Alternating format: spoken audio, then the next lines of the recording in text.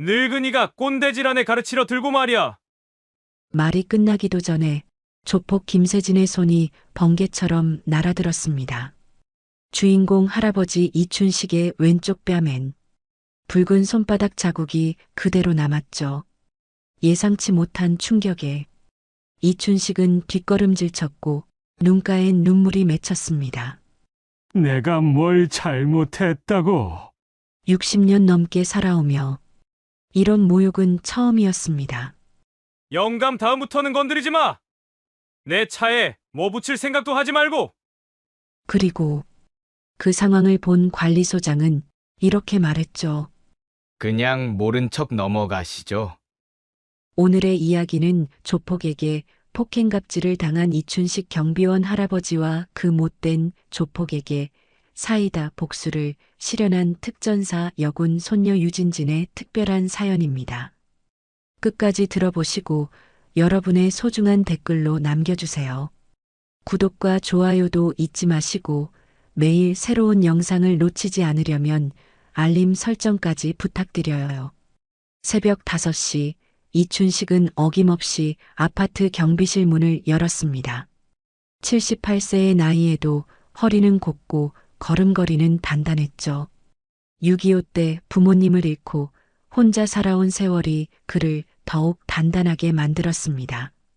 전쟁 고아로 자란 그는 누구보다 평화의 소중함을 알고 있었습니다. 오늘도 고생하세요. 일찍 출근하는 직장인 몇 명이 인사를 건넸습니다. 이춘식은 단정한 경비원 복장을 입고 정중하게 인사를 받았죠. 그에게 이 아파트는 단순한 일터가 아니었습니다. 이곳에 사는 모든 사람들이 편안하게 지낼 수 있도록 지키는 것, 그것이 바로 그의 사명이었죠. 매일 아침 복도를 쓸고 엘리베이터를 점검하고 분리수거장을 정리하는 일상이 그에게는 소중한 의미였습니다. 분리수거장을 정리하며 이춘식은 생각했습니다. 요즘 젊은 사람들은 참 바쁘게 살아가는구나. 인사도 제대로 나누지 못할 정도로 말입니다. 하지만 그는 불평하지 않았습니다. 누군가는 해야 할 일이니까요. 그는 묵묵히 자신의 일을 해나갔습니다. 비가 오면 현관 매트를 더 자주 갈아주고 눈이 오면 새벽부터 나와 길을 쓸었죠. 경비실로 돌아와 벽을 바라보니 손녀 유진이 군복을 입고 찍은 사진이 눈에 들어왔습니다. 당당한 자세로 서 있는 유진의 모습을 보면 가슴이 뿌듯해졌죠. 특전사 여군 중위로 복무하고 있는 손녀가 자랑스러웠습니다. 부모를 일찍 잃고 할아버지 손에서 자란 유진이 이렇게 훌륭한 군인이 되었다는 것이 기특했습니다. 내가 지켜주는 이 아파트, 유진이는 나라를 지키는 군인이지. 이춘식은 혼잣말을 중얼거리며 미소를 지었습니다. 손녀와 자신이 각자의 자리에서 누군가를 지키고 있다는 생각에 마음이 따뜻해졌죠. 유진이 어렸을 때 자주 했던 말이 생각났습니다. 할아버지, 저도 커서 할아버지처럼 사람들을 지키는 사람이 될 거예요. 점심시간이 되자 아파트 주차장에 낯선 차량이 들어왔습니다. 검은색 고급 외제차였는데 번호판이 깨끗하게 새 것이었죠. 차에서 내린 남자는 30대 중반으로 보였습니다. 짙은 선글라스를 쓰고 있었는데 팔에 살짝 보이는 문신이 눈에 띄었습니다. 차 문을 닫는 소리도 거칠고 날카로웠죠. 김세진이라는 이름의 이 남자는 새로 입주한 주민이었습니다. 관리소장 박상무가 직접 나와서 인사를 했죠. 평소 무뚝뚝한 박상무의 모습과는 달리 과도하게 친절한 태도를 보였습니다. 김세진 씨 환영합니다. 뭐 불편한 일 있으시면 언제든지 연락 주세요. 저희가 최선을 다해 도와드리겠습니다. 박상무의 목소리에는 평소와 다른 긴장감이 섞여 있었습니다. 이춘식은 그 모습을 보며 무언가 이상하다는 느낌을 받았죠. 관리소장이 새 입주민에게 저렇게까지 굽실거리는 모습을 본 적이 없었거든요. 김세진은 선글라스를 벗지 않은 채 고개만 끄덕였습니다. 그리고는 이춘식을 한번 훑어보더니 별다른 인사 없이 엘리베이터로 향했죠. 이춘식은 정중하게 인사를 했지만 김세진은 마치 그를 투명인간 취급하듯 지나쳤습니다. 오후 시간, 이춘식은 복도를 청소하며 일상을 이어갔습니다. 아이들이 학교에서 돌아오는 시간이 되자 아파트 곳곳이 활기를 띠었죠. 그는 뛰어다니는 아이들을 보며 조심하라고 당부했습니다. 특히 엘리베이터 앞에서는 더욱 주의 깊게 살펴봤죠. 천천히 다니세요. 다칠 수 있어요. 아이들은 고개를 끄덕이며 인사했습니다. 이춘식은 그런 아이들을 보며 흐뭇해했죠. 이 평범한 일상이 얼마나 소중한지 알고 있었거든요. 아이들의 웃음소리가 아파트 복도에 울려 퍼질 때면 그는 자신의 일이 얼마나 의미 있는지 다시 한번 깨달았습니다. 저녁 시간이 되자 주민들이 하나둘 집으로 돌아왔습니다. 이춘식은 각자의 얼굴을 기억하며 인사를 받았죠. 오늘 하루도 모든 주민들이 안전하게 돌아온 것을 확인하며 마음이 놓였습니다. 해가 저물어 가자 이춘식은 경비실에서 오늘 하루를 정리했습니다. 특별한 일은 없었지만 그에게는 평범한 하루가 가장 좋은 하루였죠. 하지만 그는 아직 몰랐습니다. 내일부터 이 평화로운 일상이 흔들리게 될 거라는 것을 말입니다. 창밖으로 보이는 아파트 단지의 불빛들이 하나둘 켜지기 시작했습니다. 각 집마다 저마다의 하루를 마무리하며 가족들과 함께 시간을 보내고 있을 것 같았죠. 이춘식은 그 모습을 보며 만족스러운 미소를 지었습니다. 내일도 이렇게 평화로운 하루가 되기를 바라며 경비실 불을 껐습니다.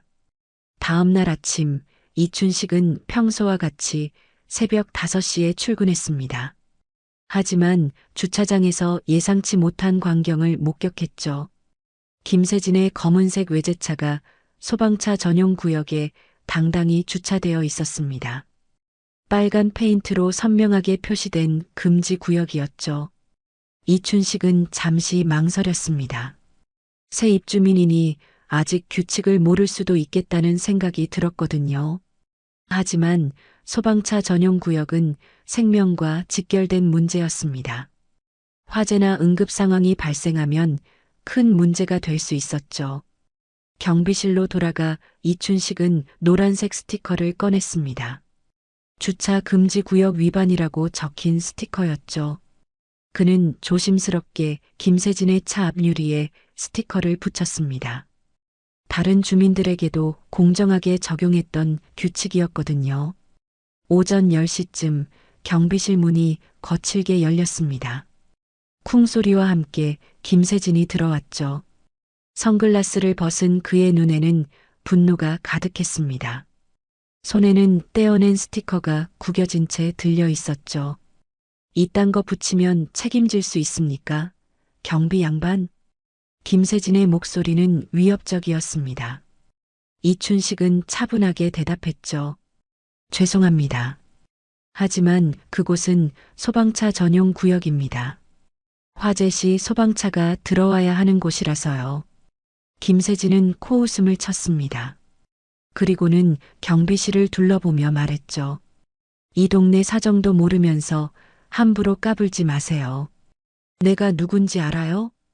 이춘식은 여전히 정중한 태도를 유지했습니다. 그에게는 어떤 주민이든 동등하게 대해야 한다는 신념이 있었거든요. 주민 여러분 모두 소중하십니다. 하지만 안전규칙은 지켜주셔야 합니다. 그 순간 김세진의 얼굴이 일그러졌습니다. 그는 한 걸음 더 다가서며 말했죠. 늙은이가 꼰대질하네. 가르치려 들고 말이야. 말이 끝나기도 전에 김세진의 오른손이 번개처럼 움직였습니다. 찰싹? 이춘식의 왼쪽 뺨에 손바닥이 내려앉았죠. 예상치 못한 충격에 이춘식은 뒤로 비틀거렸습니다. 내가 뭘 잘못했다고.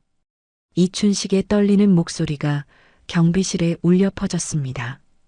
그의 뺨은 빨갛게 부어올랐고 눈가에는 눈물이 맺혔죠.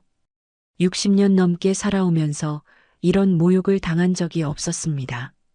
김세진은 만족스러운 표정을 지으며 말했습니다. 다음부터는 함부로 건드리지 마세요. 내 차에 뭔가 붙이기 전에 먼저 물어보고요. 그때 관리소장 박상무가 경비실로 들어왔습니다. 상황을 대충 파악한 그는 이춘식을 보며 작은 목소리로 말했죠. 이춘식 씨, 괜찮아요? 뭔 일이에요? 이춘식은 떨리는 손으로 뺨을 만지며 대답했습니다.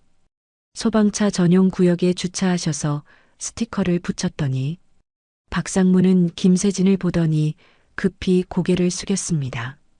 그리고는 이춘식에게 다가와 속삭였죠. 그쪽 어디 건드릴 분 아니에요. 그냥 없던 일로 하시죠. 알겠어요? 박상무의 말에 이춘식은 충격을 받았습니다. 관리소장이 이런 폭력을 묵인하다니 믿을 수가 없었죠.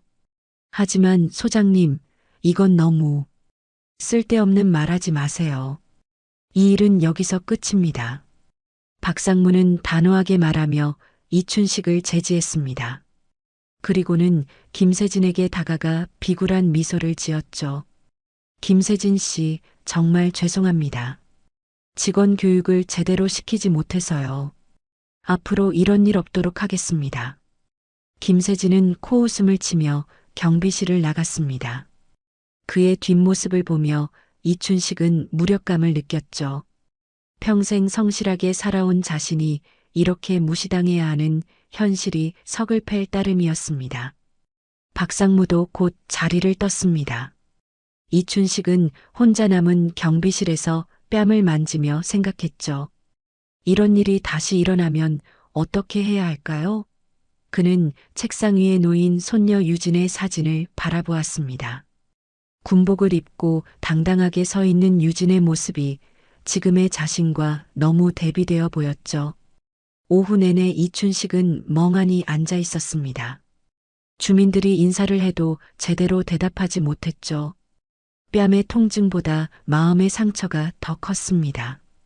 자신의 존재 자체가 무시당한 것 같은 기분이었거든요. 그날 밤 이춘식은 집에 돌아와서도 밥 한 숟갈 넘기지 못했습니다. 뺨의 부기는 가라앉았지만 마음의 상처는 더욱 깊어져만 갔죠. 평생 누구에게도 손가락질 받지 않고 성실하게 살아온 자신이 이런 모욕을 당해야 하는 현실이 받아들여지지 않았습니다. 내가 뭘 그리 잘못했나? 이춘식은 혼잣말을 중얼거리며 침대에 누웠습니다. 천장을 바라보며 오늘 있었던 일을 되새겨봤죠. 소방차 전용 구역에 주차한 것을 지적한 것이 그렇게 큰 잘못이었을까요? 다른 주민들에게도 똑같이 적용했던 규칙이었는데 말입니다. 잠들기 전 그는 벽에 걸린 손녀 유진의 사진을 바라보았습니다. 특전사 중위 계급장을 단 군복 차림의 유진이 당당하게 서 있는 모습이었죠. 사진 속 유진의 눈빛은 강했고 자신감에 차 있었습니다. 유진이라면 이런 상황에서 어떻게 했을까? 이춘식은 손녀를 키우며 자주 했던 말을 떠올렸습니다. 유진아, 세상에는 나쁜 사람들도 있지만 포기하면 안 된다. 올바른 일을 하는 사람이 더 많으니까. 그때는 확신에 차서 했던 말인데 지금은 그 말이 무색해 보였죠. 다음 날 아침 이춘식은 평소보다 늦게 출근했습니다. 경비실로 향하는 발걸음이 무거웠죠. 김세진의 차는 여전히 소방차 전용 구역에 주차되어 있었습니다. 이번에는 스티커를 붙일 엄두가 나지 않았죠. 오전 시간 몇몇 주민들이 이춘식의 표정이 어둡다는 것을 눈치챘습니다. 경비 아저씨, 괜찮으세요? 얼굴이 안 좋아 보이네요. 한 주부가 걱정스럽게 물었습니다. 이춘식은 억지로 미소를 지으며 대답했죠. 괜찮습니다. 별일 아닙니다. 하지만 그의 목소리에는 평소의 활기가 없었습니다. 주민들도 무언가 이상하다는 것을 느꼈지만 더 이상 묻지는 않았죠. 점심시간이 되자 이춘식은 휴대폰을 꺼냈습니다. 손녀 유진과 마지막으로 통화한 게 언제였는지 생각해봤죠. 부대 생활이 바쁘다는 걸 알기에 먼저 연락하기가 조심스러웠습니다. 하지만 오늘은 달랐어요. 너무 외롭고 힘들었거든요. 휴대폰을 들었다가 놓기를 몇 번 반복했습니다. 유진에게 이런 창피한 일을 말하고 싶지 않았거든요. 할아버지가 누군가에게 맞았다는 얘기를 손녀가 들으면 얼마나 상심할까요? 결국 이춘식은 통화 버튼을 눌렀습니다. 몇 번의 신호음 후에 화면이 연결될 것 같더니 바로 끊어졌죠. 아마 유진이 훈련 중이거나 바쁜 상황인 것 같았습니다. 역시 바쁘겠지. 이춘식은 실망스럽게 휴대폰을 내려놓았습니다. 그때 갑자기 휴대폰이 울렸죠. 화면에는 유진의 이름이 떠 있었습니다. 영상통화였어요. 이춘식은 잠시 망설였습니다. 자신의 상한 마음이 손녀에게 들킬까봐 걱정됐거든요. 하지만 손녀의 목소리가 듣고 싶었습니다. 결국 통화를 받았죠. 화면에 나타난 유진은 군복을 입고 있었습니다. 훈련소에서 나오는 길인 것 같았죠. 배경으로 군용 차량들이 보였습니다. 할아버지, 부재 중 통화 있어서 바로 걸었어요. 무슨 일 있으세요? 유진의 목소리는 평소와 같이 밝고 활기찼습니다. 하지만 곧 할아버지의 표정을 보더니 눈썹을 찌푸렸죠. 할아버지, 얼굴 왜 그래요? 무슨 일 있었어요? 이춘식은 고개를 돌리며 대답했습니다. 아니야, 별일 아니다. 그냥 피곤해서 그래. 하지만 유진은 예리했습니다. 할아버지와 함께 살며 자란 그녀는 할아버지의 표정 변화를 누구보다 잘 알고 있었거든요. 할아버지, 저 유진이에요. 무슨 일인지 말씀해 주세요. 유진의 진지한 목소리에 이춘식의 마음이 흔들렸습니다. 결국 그는 오늘 있었던 일을 간략하게 이야기했죠. 소방차 전용 구역 주차, 스티커, 그리고 뺨을 맞은 일까지 모두 말했습니다. 유진의 표정이 점점 굳어졌습니다. 화면 너머로도 그녀의 분노가 느껴졌죠. 누가 할아버지를 때렸다고요? 유진의 목소리는 낮아졌지만 그 안에는 차가운 분노가 담겨 있었습니다. 이춘식은 손녀가 걱정할까봐 급히 말했죠. 괜찮다, 유진아.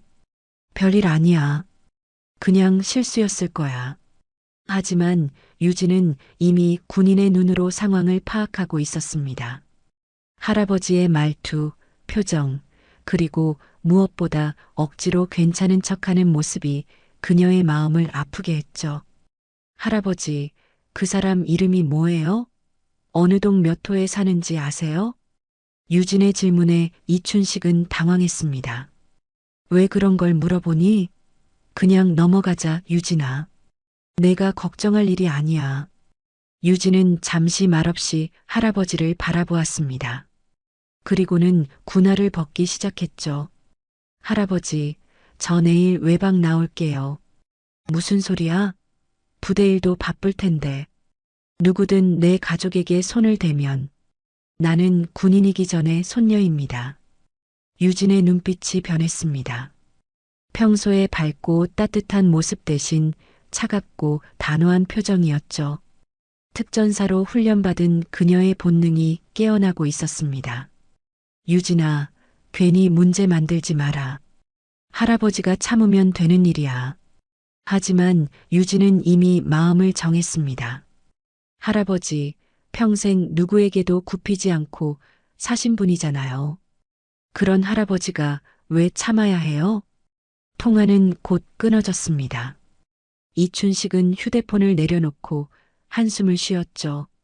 손녀에게 걱정을 끼친 것 같아 마음이 무거웠습니다. 다음 날 오후 정유진은 정식 외박 승인을 받고 부대 동료 2명과 함께 사복 차림으로 아파트에 도착했습니다. 같은 특전사 출신인 하사 2명이 함께했죠. 유진은 그들에게 상황을 간단히 설명했고 동료들은 흔쾌히 도움을 약속했습니다. 중이님 할아버지를 건드렸다고요? 그건 용서할 수 없죠. 김하사가 분노에 찬 목소리로 말했습니다. 군대에서 가족은 신성한 영역이었거든요. 유진은 아파트 입구에서 잠시 멈춰서서 주변을 살펴봤습니다. 할아버지가 평생 지켜온 이곳에서 모욕을 당했다는 사실이 그녀의 마음을 아프게 했죠. 경비실 쪽을 바라보니 할아버지가 창가에 앉아 있는 모습이 보였습니다. 할아버지께는 나중에 인사드릴게요. 먼저 그놈부터 찾아봅시다. 유진은 동료들과 함께 김세진이 사는 동을 향해 걸었습니다. 관리소에서 확인한 정보에 따르면 김세진은 15층에 살고 있었죠. 하지만 유진은 직접 찾아가지 않았습니다. 그 대신 김세진의 패턴을 파악하기로 했어요. 작전은 간단해요. 상대를 충분히 관찰한 후에 움직이는 거예요. 유진의 말에 동료들이 고개를 끄덕였습니다. 특전사 출신답게 그들은 정찰의 중요성을 잘 알고 있었거든요. 오후 시간 동안 유진은 아파트 주변을 돌며 김세진의 동선을 파악했습니다. 주차장에 세워진 검은색 외제차, 소방차 전용 구역에 당당히 주차된 모습을 보니 분노가 치밀어 올랐죠. 저녁 6시쯤 김세진이 엘리베이터에서 내려오는 모습이 보였습니다. 운동복 차림이었는데 아마 헬스장에 가는 것 같았어요. 유진은 멀리서 그를 지켜봤습니다. 저자가 김세진이네요. 유진의 눈빛이 차가워졌습니다. 할아버지를 때린 바로 그 손을 보니 참을 수 없었거든요. 김세진은 지하에 있는 헬스장으로 향했습니다. 아파트 주민들이 이용하는 공용시설이었죠. 유진은 동료들과 함께 계획을 세웠습니다. 헬스장에서 운동하고 나면 보통 사우나에 가거나 휴게실에서 쉬죠. 그때를 노리는 게 좋을 것 같아요. 1시간 정도 지나자 김세진이 헬스장에서 나왔습니다. 예상대로 휴게실로 향했죠. 그곳에는 다른 주민들도 몇 명 있었습니다. 김세진은 그들과 함께 맥주를 마시며 큰 소리로 떠들고 있었어요. 요즘 이 아파트 경비가 참 건방지더라고요. 늙은이가 주제도 모르고 나한테 뭐라고 하길래 한 대 쳤어요. 김세진의 말에 유진의 주먹이 저절로 굳어졌습니다. 할아버지를 때린 것을 자랑스럽게 얘기하다니 용서할 수 없었죠. 그래도 너무한 거 아니에요? 경비 아저씨가 뭘 잘못했다고. 한 주민이 조심스럽게 말했지만 김세진은 비웃었습니다. 뭐, 나한테 뭐라고 하는 거야? 당신도 한 대 맞고 싶어요? 주민은 무서워하며 자리를 떴습니다. 김세진의 위협적인 분위기에 다른 사람들도 하나둘 자리를 비웠죠. 그때 휴게실 문이 조용히 열렸습니다. 슬리퍼를 신은 젊은 여성이 들어왔어요. 정유진이었습니다. 그녀는 차분한 표정으로 김세진을 바라봤죠. 김세진은 유진을 위아래로 훑어보며 비웃었습니다. 여자가 왜 여기 들어와? 여기는 남자들 공간이야. 유진은 대답 대신 한 걸음씩 김세진에게 다가갔습니다. 그녀의 눈빛에는 차가운 분노가 담겨 있었죠. 당신이 김세진 씨죠? 그래, 왜? 뭐 할 말 있어? 김세진이 오만하게 대답했습니다. 하지만 유진의 다음 말에 그의 표정이 굳어졌어요. 경비원 이춘식, 제 할아버지를 때리셨다면서요? 순간 휴게실의 공기가 얼어붙었습니다. 김세진은 당황한 기색을 보이며 일어섰죠. 뭐야? 너 누구야? 유진은 침착하게 대답했습니다. 그분의 손녀입니다. 그리고 말이 끝나기도 전에 유진의 손이 번개처럼 움직였습니다. 김세진의 팔이 비틀어지며 관절이 꺾이는 소리가 났죠. 으악! 김세진의 비명이 휴게실에 울려 퍼졌습니다. 유진은 그의 팔을 제압한 채 차가운 목소리로 말했어요. 그 손, 어디에 올렸죠? 제 할아버지 얼굴이었죠? 김세진은 고통에 몸부림쳤지만 유진의 제압술에서 벗어날 수 없었습니다. 특전사의 격투 기술은 일반인이 상상할 수 없을 정도로 정교하고 강력했거든요. 그때 뒤에서 김세진의 동료 2명이 나타났습니다. 평소 김세진과 어울리던 조폭들이었죠. 그들은 유진을 보고 비웃으며 다가왔어요. 여자 하나가 설치네. 비켜, 다칠라. 하지만 그들이 유진에게 손을 뻗는 순간 휴게실 문이 열리며 2명의 남자가 들어왔습니다. 유진과 함께 온 특전사 동료들이었죠. 순식간에 조폭 2명이 바닥에 쓰러졌습니다. 정확한 급소 가격에 그들은 일어설 수도 없었죠. 휴게실은 순식간에 조용해졌습니다.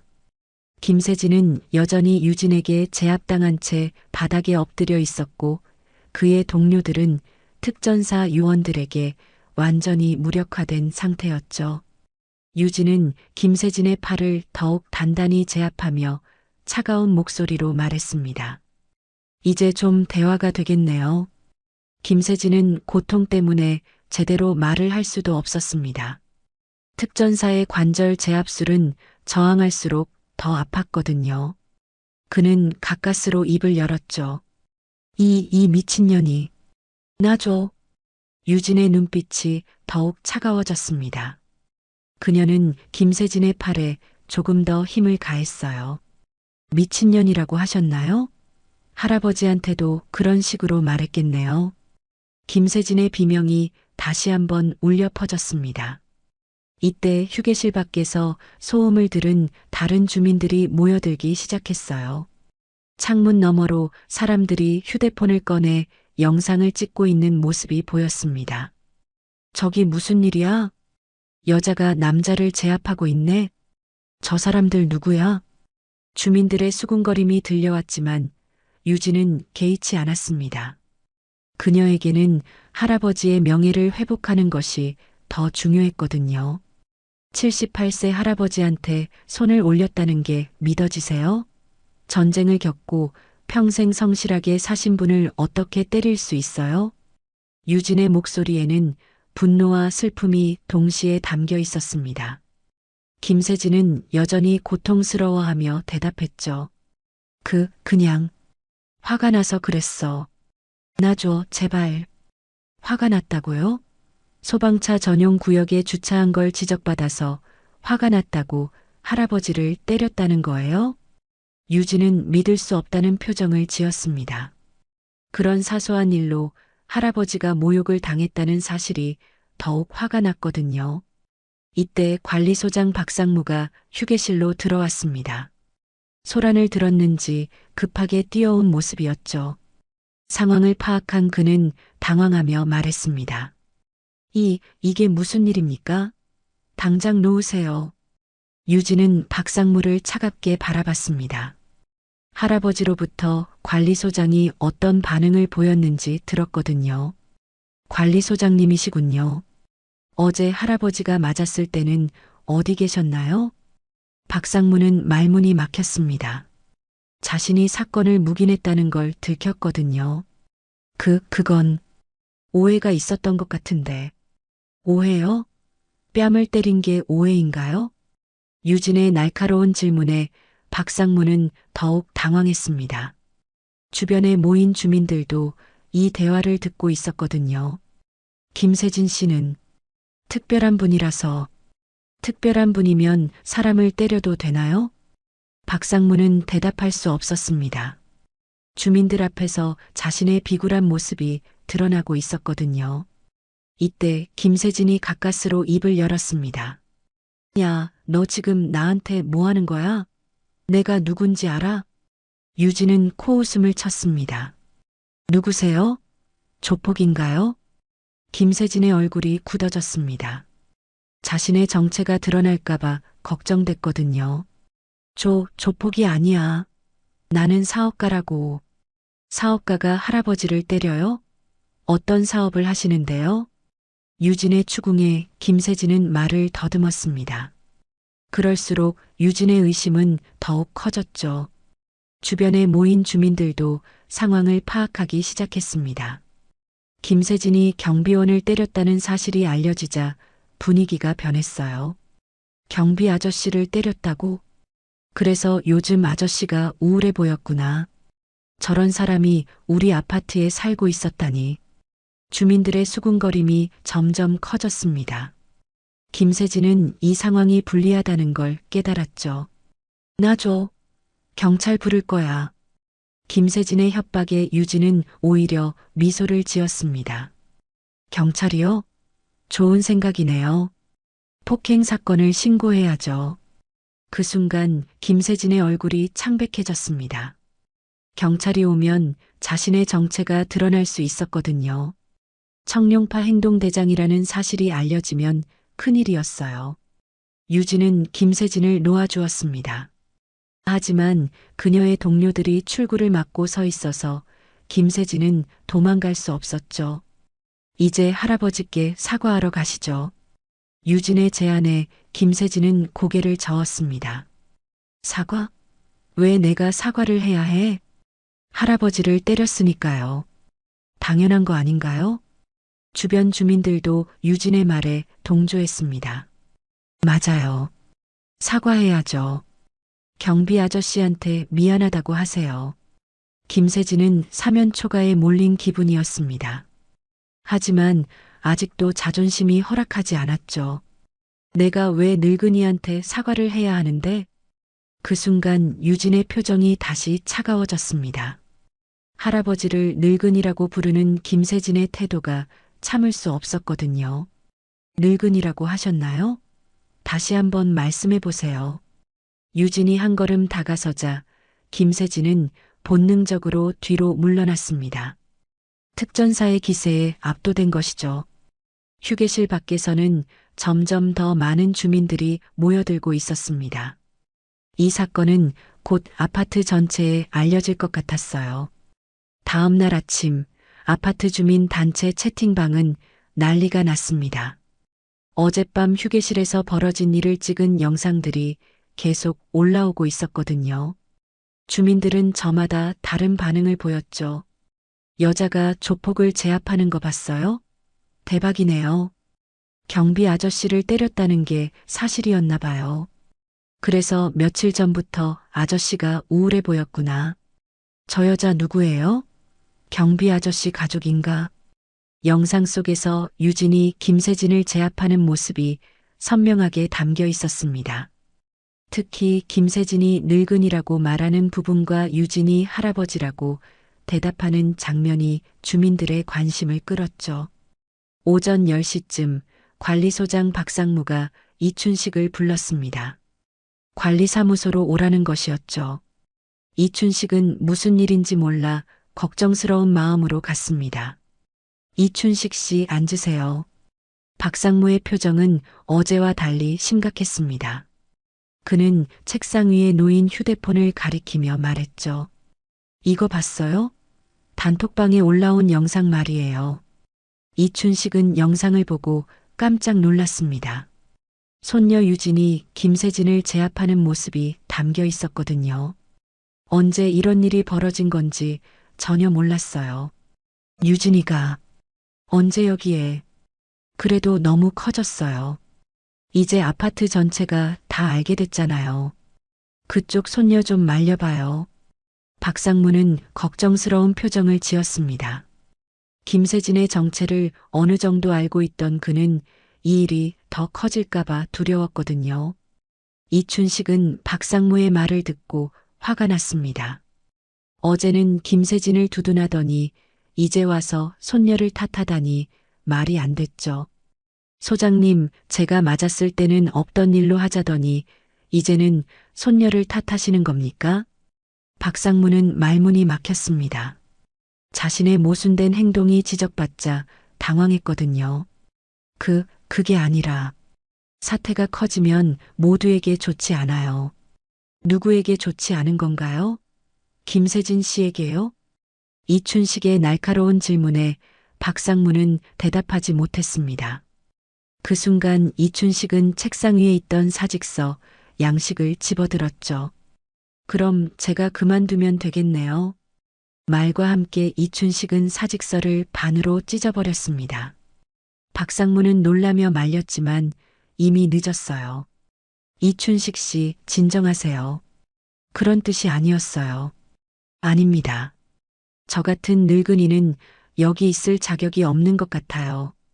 이춘식은 단호하게 말하며 관리사무소를 나섰습니다. 평생 누구에게도 굽히지 않고 살아온 그의 자존심이 상했거든요.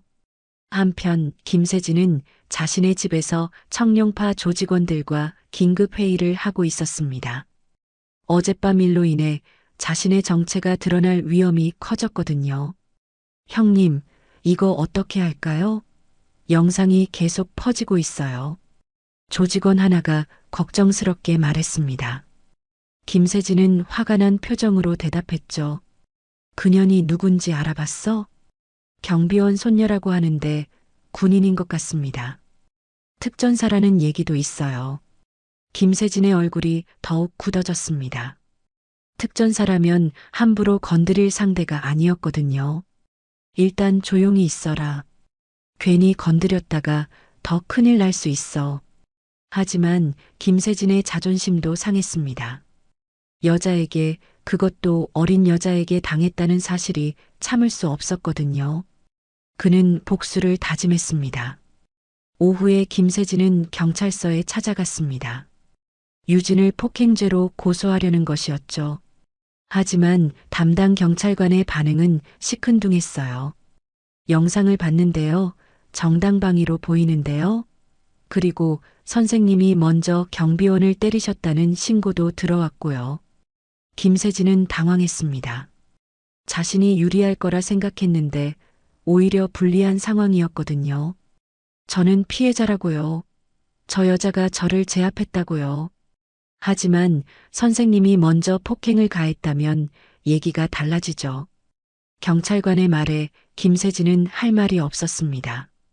어제 휴게실에서 자신이 경비원을 때렸다고 자랑했던 것이 모두 영상에 담겨 있었거든요. 그때 경찰서 문이 열리며 유진이 들어왔습니다. 그녀는 정식 군복을 입고 있었는데 가슴에 단 계급장이 빛났죠. 중위 계급장이었습니다. 안녕하세요. 정유진 중위입니다. 고소건으로 왔는데요.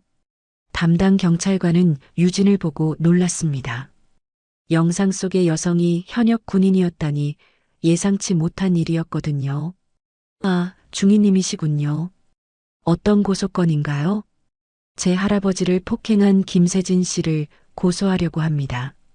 유진은 차분하게 말하며 김세진을 바라봤습니다.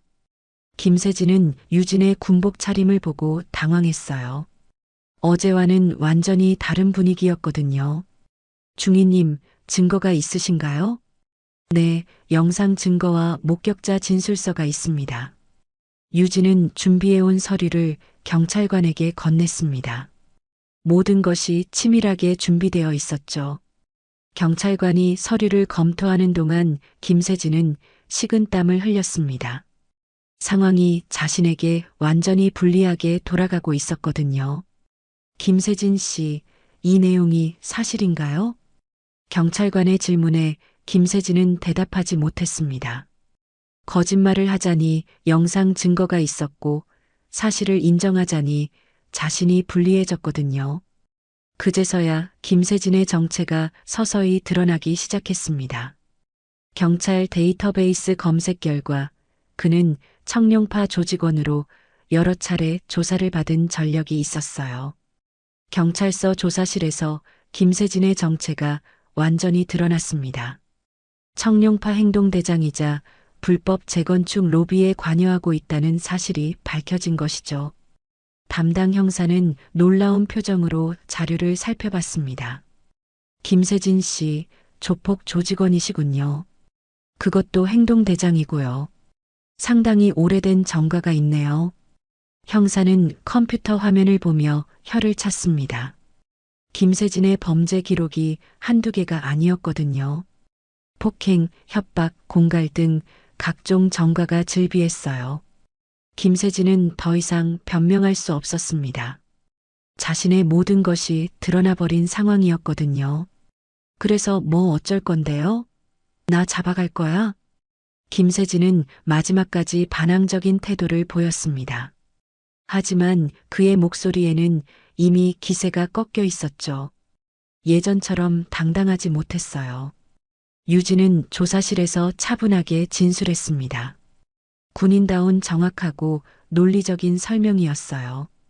감정에 치우치지 않고 사실만을 정확히 전달했죠. 할아버지는 소방차 전용 구역 주차 위반을 지적하셨을 뿐입니다. 이는 아파트 규정에 따른 정당한 업무 수행이었어요. 그런데 김세진 씨가 일방적으로 폭력을 가했습니다. 형사는 고개를 끄덕이며 기록했습니다. 유진의 진술은 영상 증거와 완벽하게 일치했거든요. 중위님, 그럼 어제 휴게실에서의 행동은 어떻게 설명하시겠습니까? 일부 주민들은 과도한 제압이었다고 하는데요. 유진은 당당하게 대답했습니다. 정당방위였습니다. 할아버지를 폭행한 가해자가 반성하지 않고 오히려 할아버지를 모독하는 발언을 계속했어요. 제압은 최소한의 힘으로 했고 부상을 입히지도 않았습니다. 형사는 유진의 말에 감탄했습니다. 군인 특유의 확신에 찬 태도와 논리적인 설명이 인상적이었죠. 그런데 중위님은 특전사라고 들었는데 맞나요? 네, 특전사 여군 중위입니다. 형사는 고개를 끄덕였습니다. 그제서야 어제 휴게실에서의 압도적인 제압 실력이 이해됐어요. 한편 조사실 옆에서 대기하던 김세진은 점점 초조해졌습니다. 상황이 자신에게 완전히 불리하게 돌아가고 있었거든요. 조직에서도 연락이 두절된 상태였어요. 아마 선을 긋고 있는 것 같았죠. 조사가 끝난 후 유진은 김세진과 마지막으로 마주했습니다. 조사실 복도에서 우연히 마주친 것이었어요. 김세진은 유진을 보자 화가 났지만 감히 덤비지는 못했습니다. 어제의 일이 트라우마가 된 것이죠. 내가 군인이면 다야? 대단하네, 정말. 김세진의 말에는 여전히 반항심이 섞여 있었지만 예전 같은 기세는 없었어요. 유진은 차가운 미소를 지었습니다. 네, 저는 군인입니다. 하지만 그 전에 손녀예요. 유진은 한 걸음 김세진에게 다가서며 조용히 말했습니다. 주변에 사람들이 있었지만 그녀의 목소리는 김세진에게만 들렸어요. 나는 군인이라 함부로 사람을 때리지 않아요. 규율과 원칙을 지키죠. 하지만 군인 이전에 나는 이춘식 할아버지의 손녀예요. 김세진은 유진의 눈빛을 보고 섬뜩함을 느꼈습니다. 그 눈에는 할아버지를 지키겠다는 확고한 의지가 담겨 있었거든요. 어떤 협박이나 위협보다 무서웠어요. 그 손으로 할아버지 뺨을 때린 당신. 이제 무릎 꿇을 준비됐나요? 유진의 마지막 말에 김세진은 아무런 대답도 할 수 없었습니다. 그녀의 기세에 완전히 압도된 것이죠. 예전 같으면 화를 내며 덤볐을 텐데 이제는 그럴 용기도 나지 않았어요. 며칠 후 경찰 수사 결과가 나왔습니다. 김세진은 폭행죄로 기소되었고 청룡파의 불법 재건축 로비 의혹도 함께 수사받게 되었어요. 수사 과정에서 그의 아파트 입주 자체가 불법적인 목적이었다는 것이 밝혀진 것이죠. 김세진이 청룡파 행동대장이었다니. 그래서 관리소장이 저렇게 비굴하게 굴었구나. 우리 아파트에 조폭이 살고 있었다는 거야? 주민들은 충격에 휩싸였습니다. 하지만 동시에 이춘식에 대한 미안함도 커졌어요. 그동안 무관심했던 자신들을 반성하게 됐죠. 아파트 관리소장 박상무도 김세진과의 유착 의혹으로 조사를 받게 되었습니다. 수사 결과 박상무는 김세진으로부터 금품을 받고 각종 편의를 제공한 것이 드러났어요. 결국 그는 관리소장직에서 해임되었죠. 이제야 속이 시원하네요. 그 양반이 얼마나 권위적이었는데요. 경비 아저씨한테 정말 미안했는데 잘 됐어요. 앞으로는 제대로 된 관리소장을 뽑아야겠어요. 주민들의 반응은 폭발적이었습니다. 그동안 쌓였던 박상무에 대한 불만이 한 번에 터져 나온 것이죠. 한편 이춘식은 사직서를 찢은 후 며칠 동안 집에서 지냈습니다. 유진이 자신 때문에 고생하고 있다는 생각에 마음이 무거웠거든요. 하지만 주민들의 반응을 들으니 조금 다른 생각이 들기 시작했어요. 유진은 할아버지를 찾아가 모든 상황을 설명했습니다. 할아버지, 김세진은 체포됐어요. 그리고 관리소장도 해임됐고요. 모든 게 정리됐어요. 이춘식은 놀라며 손녀를 바라봤습니다. 유진아, 내가 너무 큰일을 벌인 건 아니니? 괜히 문제가 될까봐. 아니에요, 할아버지. 이건 당연한 일이었어요. 잘못한 사람이 처벌받는 게 맞잖아요. 유진은 할아버지의 손을 잡으며 단호하게 말했습니다. 할아버지는 평생 올바르게 사셨잖아요. 그런 할아버지가 왜 참아야 해요? 잘못한 건 저 사람들이에요. 이춘식의 눈가에 눈물이 맺혔습니다. 손녀의 말에 가슴이 뭉클해졌거든요. 그때 이춘식의 집 문을 누군가 두드렸습니다. 문을 열어보니 아파트 동대표들이 서 있었어요. 평소에는 인사도 제대로 나누지 않던 사람들이었는데 오늘은 정중한 표정을 하고 있었죠. 경비원님, 안녕하세요. 잠시 시간 내주실 수 있을까요? 김동 대표가 조심스럽게 말했습니다. 이춘식은 놀라며 그들을 집 안으로 들였어요. 경비원님, 저희가 정말 잘못 생각했습니다. 그동안 무관심하게 지낸 것도 죄송하고 이번 일이 일어났을 때 도와드리지 못한 것도 미안해요. 다른 동대표도 고개를 숙이며 말했습니다. 다시 일하러 나와주세요. 주민들이 모두 기다리고 있어요. 경비원님 같은 분이 있어서 이 아파트가 안전한 거였어요. 저희가 이제야 깨달았어요. 경비원님이 얼마나 성실하게 일해주셨는지 말이에요. 동대표들의 진심 어린 사과에 이춘식은 감동했습니다. 자신을 필요로 하는 사람들이 있다는 것이 고마웠거든요. 평생 묵묵히 해온 일이 인정받는 순간이었어요.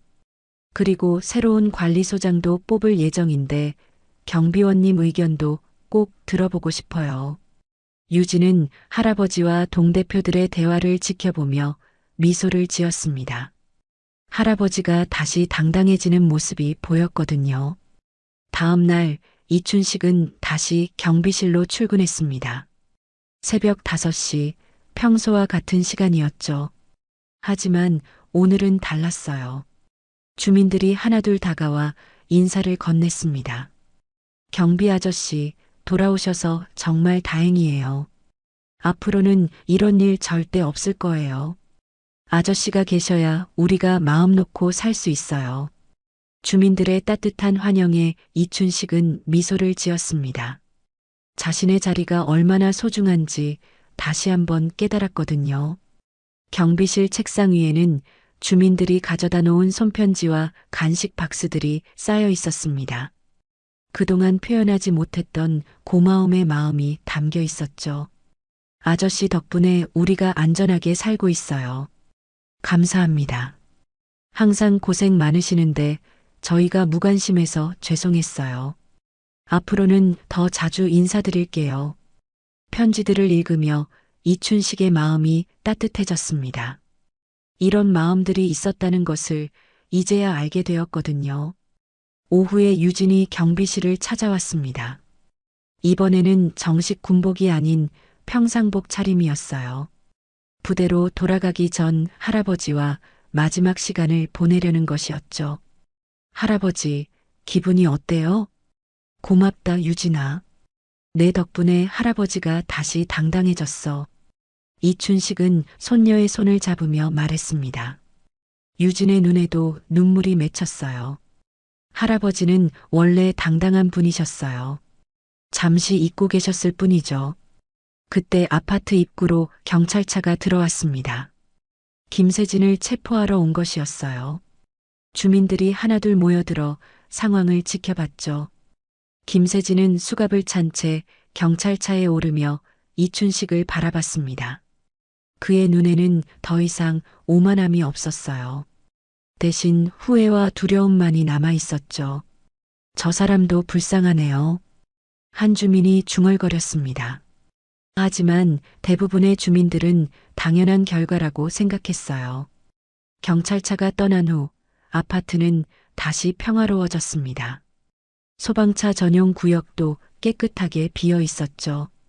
이제 아무도 그곳에 무단 주차를 하지 않을 것 같았어요. 저녁 시간이 되자 유진은 할아버지와 마지막 인사를 나눴습니다. 할아버지, 저 부대로 돌아가야 해요. 그래, 내 본분을 다해라. 할아버지는 괜찮으니까.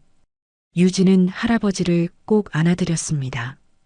그리고는 조용히 말했어요. 이 아파트는 이제 안심하셔도 돼요. 다시는 아무도 할아버지에게 손 못 댈 거예요. 이춘식은 손녀의 말에 고개를 끄덕였습니다. 유진의 의미를 충분히 이해했거든요. 나도 이제 알겠다. 할아버지도 당당하게 살아야 한다는 걸 말이야. 유진은 마지막으로 경비실 벽에 걸린 자신의 사진을 바라봤습니다. 할아버지가 매일 보시던 그 사진이었죠. 할아버지, 저 사진 새로 찍어서 가져다 드릴게요. 더 당당한 모습으로요. 그래, 우리 유진이가 가장 자랑스럽다. 유진은 조용히 돌아섰습니다. 군복을 입지 않았지만 그녀의 걸음걸이는 여전히 당당했어요. 할아버지를 지킨 손녀의 뒷모습이었죠. 이춘식은 경비실 창가에서 손녀가 떠나는 모습을 지켜봤습니다. 가슴 한편으론 아쉬웠지만 다른 한편으론 뿌듯했어요. 자신이 키운 손녀가 이렇게 훌륭하게 자랐다는 것이 자랑스러웠거든요. 밤이 되자 아파트 단지에 하나둘 불빛이 켜졌습니다. 각 집마다 가족들이 모여 저녁 시간을 보내고 있을 거였어요. 이춘식은 그 모습을 보며 흐뭇한 미소를 지었습니다. 내일부터 다시 시작되는 평범한 일상이 기대됐어요. 하지만 이제는 다를 거였습니다. 주민들과의 관계도 자신의 마음가짐도 모든 것이 달라졌거든요.